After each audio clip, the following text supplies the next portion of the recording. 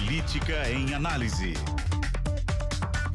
E a gente conversa ao vivo com a editora de política de O Tempo, Marina Schettini. Oi, Marina, boa tarde para você. Boa tarde, Léo, boa tarde, meu Karen, boa tarde para todo mundo que está com a gente. Boa tarde, Marina.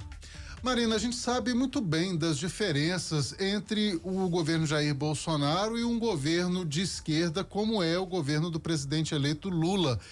Mas algumas coisas, eu confesso para você que eu acabo lamentando. Por exemplo, a possibilidade de não privatizar a CBTU, o que, colocando a linha de metrô de Belo Horizonte, por exemplo, na mão de uma empresa privada, eu acredito que a gente teria chances maiores aí de uma expansão até a Savassi, uma ampliação até mesmo o Barreiro, o que eu acredito que com o governo federal isso não vai acontecer, pelo menos nos próximos 10 anos eu duvido muito que isso aconteça. Como que você avalia aí essa decisão do PT de tentar barrar tanto a privatização da CBTU quanto da Ceasa?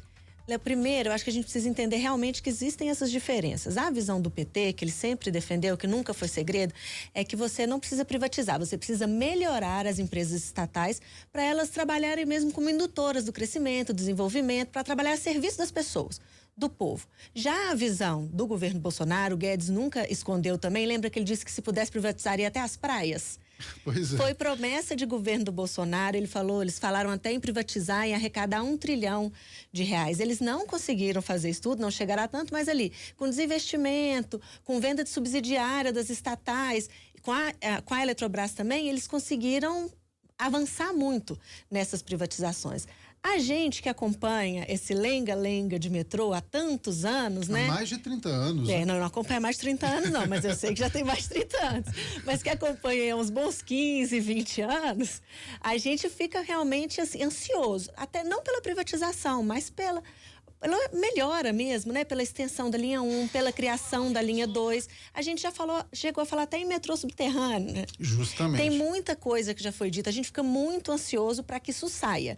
E a maneira como isso deve sair é mesmo pela privatização.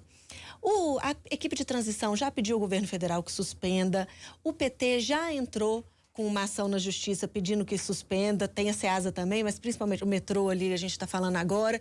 Então tem esses movimentos. O TCE também, a pedido do PT, na verdade não o TCE, mas um conselheiro do TCE, que é o Durval Ângelo, que foi petista a vida inteira, quando deputado estadual, antes de virar conselheiro do TCE, já deu ali uma recomendação para suspensão.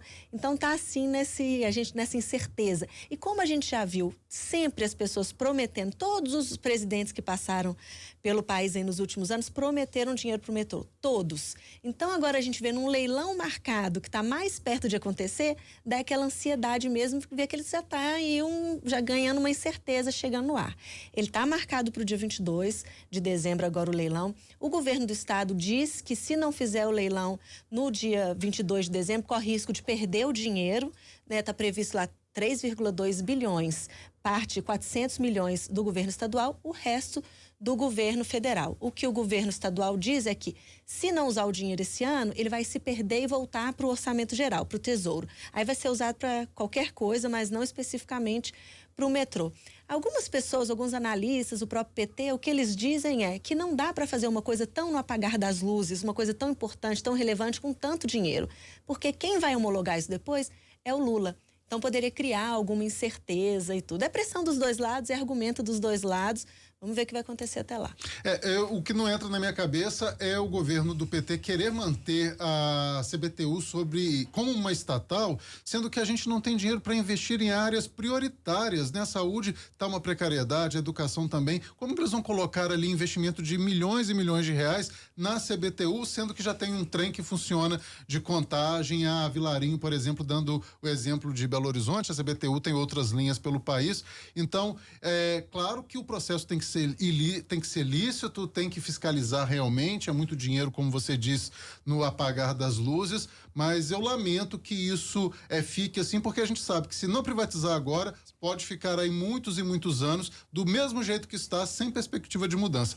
Eu lembro, Marina, quando a Dilma, aí você já fazia essa cobertura lá em 2013, 2014, na época em que o Márcio Lacerda era prefeito de Belo Horizonte, fizeram um mega evento ali na Praça 7, fizeram aquele furo para os buracos, né? Sim, né? A gente ficou conhecendo eles como os buracos, eram as perfurações ali para análise geológica. Análise geológica, colocaram aqueles tapetes tapumes todos fechando parte da Avenida Afonso Pena na Praça 7, e quando tirou aquele tapume todo, só tinha uma tampinha de metal escrito metrô de Belo Horizonte, e a Dilma prometendo 6 bilhões de reais. Se eu não me engano, acho que era esse mesmo valor. E nunca saiu esse dinheiro. As conversas continuam andando. A gente teve uma conversa do Marcato com Alexandre Silveira, que é o senador, né? Que está na equipe de transição, senador de Minas na equipe de transição. Mas o próprio senador, ele entrou com um projeto de lei para proibir esses leilões, privatizações durante o governo de transição, justamente por causa disso, né? Uma coisa que parece que é feita ali já no finalzinho, que ninguém está olhando, quais interesses a gente já não sabe, mas essas conversas estão acontecendo. Tudo indica que o leilão está mantido, pelo menos por enquanto ele está mantido, mas ainda vai ter muita conversa por aí. E antes da gente terminar, Marina, sobre a Ceasa, à primeira vista, parece que o centro de distribuição funciona muito bem nas mãos do governo. Por que privatizar a Ceasa? Para o governo Bolsonaro é isso. Privatização ela é sinônimo de economia e eficiência. Então, eles partem sempre desse princípio.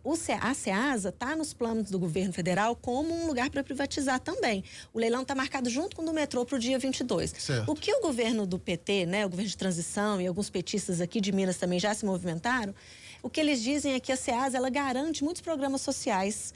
Então, também, ela precisa melhorar. Ela não pode ser vendida, não pode ser privatizada.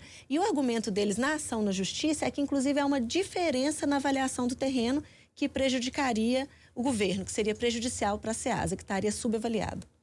Marina Schettini, editora de política do jornal O Tempo. Marina, muito obrigado pela sua participação aqui. Até a próxima. Eu que agradeço, Léo. Até.